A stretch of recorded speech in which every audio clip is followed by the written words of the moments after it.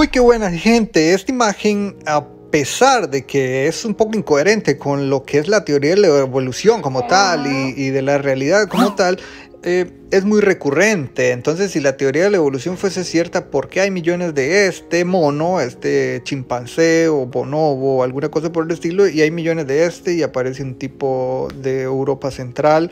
con su barba y todo, y pelirrojo. Y la pregunta es entonces, ¿en dónde están los billones de estos y especies intermedias, como por ejemplo lo que son los Australopithecus, los Ramapithecus, los Homo erectus, etcétera? El asunto es el siguiente. Lo que pasa es que la viñeta la construyó una persona que no tiene ni idea de cómo funciona la evolución, y realmente lo que ha cogido es a este mono. Podemos hablar de un bonobo, digamos, y lo coloca al inicio de la cadena alimenticia evolutiva, y resulta que coloca por último al tipo de Europa Central, pelirrojo, con su barba cerrada y con su micro, y resulta que se está pasando un poco la teoría esa persona por la parte donde no le pega el sol, y entonces alude a que la hipótesis que va a preponderar es que el chimpancé o el bonobo, el animalillo este, tiende a no variar a través del tiempo. Digamos, a pesar de que hay un linaje que evidentemente va cambiando de Ramapithecus, Australopithecus, Homo habilis, Homo erectus, o podríamos incluso decir que el último es un neandertal antes del hombre pelirrojo. El otro animalillo perdura durante unos 7 millones de años de evolución sin algún cambio visible en comparación con cualquier mono que podamos ver en un zoológico o en pleno Congo, en África. Entonces lo que pasa es que además de que se tergiversa un poquillo la evolución, porque ni siquiera esa imagen es concluyente en lo más mínimo con la realidad, con la literatura científica, se alude a que el animalillo pues es inmune a la evolución, mientras que el otro es perfectamente susceptible y ha cambiado muchísimo. Lo que sucede, que la gente cree que los monos a través de la historia de la monidad permanecen intactos, incólumes, mientras que el ser humano va cambiando. Y curiosamente, si vamos a la montaña, podemos encontrarnos algún que otro mono que no evolucionó, sino que se quedó en los árboles, mientras que nosotros somos la cúspide de la evolución, entonces vamos cambiando con el tiempo. Entonces son varios paradigmas que hay, varios problemas a la hora de apreciar lo que es la evolución, pero en realidad sí, aunque el ancestro de nosotros los seres humanos y de los chimpancés fuera más similar a los chimpancés por el nicho que se estima que tuvieron, ¿ok? Entonces vamos a pensar que hace unos 7 a 9 millones de años, si nos vamos a África, a lo que hoy es el Congo, a Tanzania, a Kenia, etcétera, podemos encontrarnos animales que vivían en los árboles, que consumían probablemente frutas, ocasionalmente otros animales, etcétera, y que el nicho de ellos eran las copas de los árboles o los troncos de los árboles. Al final de cuentas podían bajarse a tomar su agüita o a cazar algo animales o a defenderse, etcétera, pero el nicho de ellos correspondía a un nicho muy similar al que tienen actualmente los chimpancés. Digamos, si debían moverse de árbol en árbol o de bosque en bosque, podían hacerlo a pie o podían nadar de alguna manera torpemente, etcétera. El asunto es que lo que sucede es que los chimpancés van a conservar en parte, ¿ok? En parte el nicho que venían trayendo este linaje de animales. Entonces realmente los cambios en ellos a nivel de fenotipo no va a variar a través de la historia de geológica, ¿verdad? Sino que lo que va a resultar es que en cambio, digamos, genéticamente el cambio genotípico, el cambio a través de las mutaciones sí ha ido cambiando, y si observamos de cerca con una lupa la configuración del comportamiento a través de los genes que ha ido juntando digamos, lo que es el género Pan, los bonobos y los chimpancés, va a haber muchísima diferencia con respecto a este primate que dio origen a lo que es el linaje de los chimpancés y de los seres humanos, que es lo único que conservamos actualmente. Son 3 especies solamente de muchas que han habido a través de estos últimos 8 millones de años. Entonces,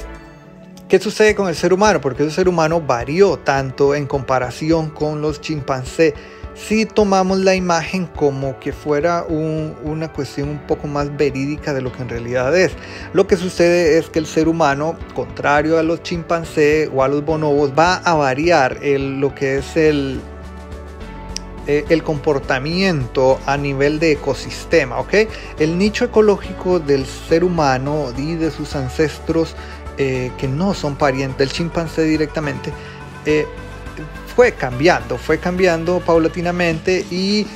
se hipotetiza que debido a condiciones un poco áridas y la pérdida de bosques, se vio en obligación a los ancestros del ser humano y no del chimpancé a explorar tierras con ausencia de árboles o pocos árboles. Entonces debieron de alguna manera modificar su comportamiento para poder adecuarse a estos ecosistemas nuevos que estaban generándose. ¿Ok? Esta es una hipótesis. La siguiente sería que simplemente el ser humano, bueno, el ancestro del ser humano, que no es un chimpancé ni un bonobo, que no es ancestro del chimpancé ni del bonobo, tuvo la condición, tuvo la posibilidad de explorar nuevos nichos ecológicos debido a su plasticidad de comportamiento. Entonces, al irse moviendo en direcciones, por ejemplo, a las sabanas o a zonas costeras, o explorar en función de otro tipo de alimentación, el animal ancestro de todos los seres humanos modernos y no de los chimpancés logró, debido a todos los procesos que requieren un cambio fenotípico y genotípico para que la evolución funcione, ¿ok? Entonces, el aislamiento de poblaciones, tendiendo en extinción algunas especies, mejorando las condiciones de otras especies, por ejemplo costeras, que se fueron alimentando de mariscos, especulando claramente, todo eso es especulación, o las especies que lograron dominar el arte de consumir tubérculos en tierras áridas, digamos subsaharianas, con periodos de sequía muy extendidos. Entonces todo este tipo de condiciones ambientales fueron propiciando a que se fuera diferenciando. Y si nos vamos, por ejemplo, hace unos 4 millones con el Ramapithecus y pensamos en este animalillo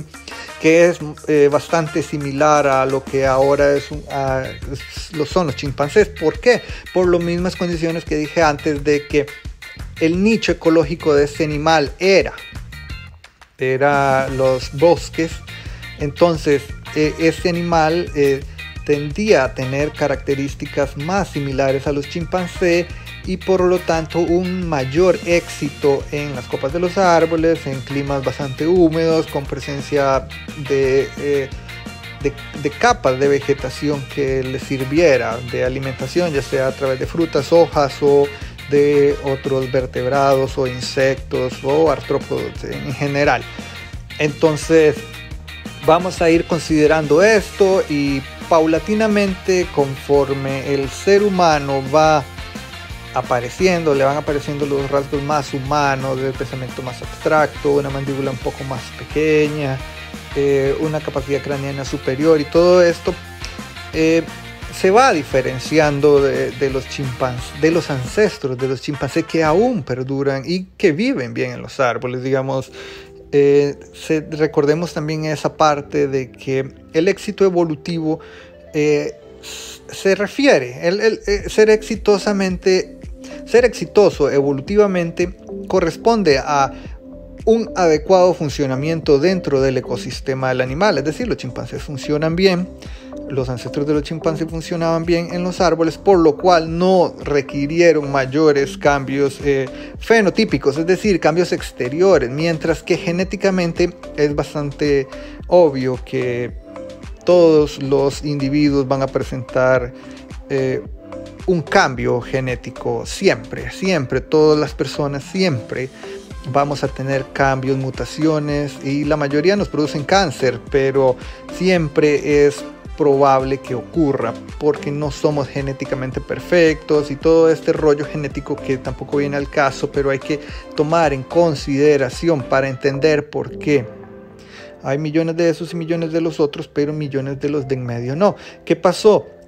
Que la presión que existió, por ejemplo, contra el Australopithecus afarensis, a la aparición del Homo habilis, se estima claramente que las especies humanas las especies que van en camino hacia el Homo sapiens sapiens van a ir perjudicando a las especies del género Homo, diferente, por ejemplo, al Homo erectus, al Homo neanderthalensis, etc. Pero esto no es tampoco evidencia contundente, o no existe evidencia contundente realmente de que todas las poblaciones humanas fueran genocidas contra los demás individuos del propio género, entonces, o de géneros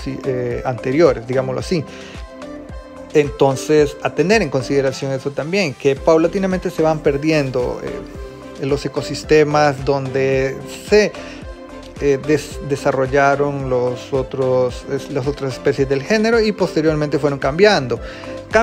y no necesariamente fueron extinguiéndose en función de su inadaptabilidad, sino que se puede dar también una evolución de una población entera a través de la reproducción, obviamente, que a la postre fue convirtiendo una especie en la otra. Entonces también tener en cuenta eso, que pudo haber habido extinción o pudo haber habido simplemente una absorción, por decirlo de alguna manera, de una especie por otra. Entonces, cuando te digan que si hay millones de esos y millones de lo otro, es porque existe un proceso evolutivo que condiciona a que las características se conserven o las características varíen dependiendo del nicho. Digamos, si el ser humano, estamos hablando con gente que no entiende muy bien la evolución, entonces vamos a decirlo así. Digamos que hace 8 millones de años, si el mono que decidió bajarse del árbol y el mono que decidió quedarse en el árbol, en realidad se hubieran quedado ambos, pues no habrían seres humanos actualmente. O por el contrario, si ambos monos decidieron bajar y se fueron a dar una vuelta por cualquier cuestión climatológica, etcétera, etcétera, etcétera, no habrían actualmente chimpancés ni bonobos, y si nos vamos más atrás, gorilas, y si nos vamos más atrás, orangutanes. Entonces, tener en cuenta todo esto a la hora de emitir un criterio.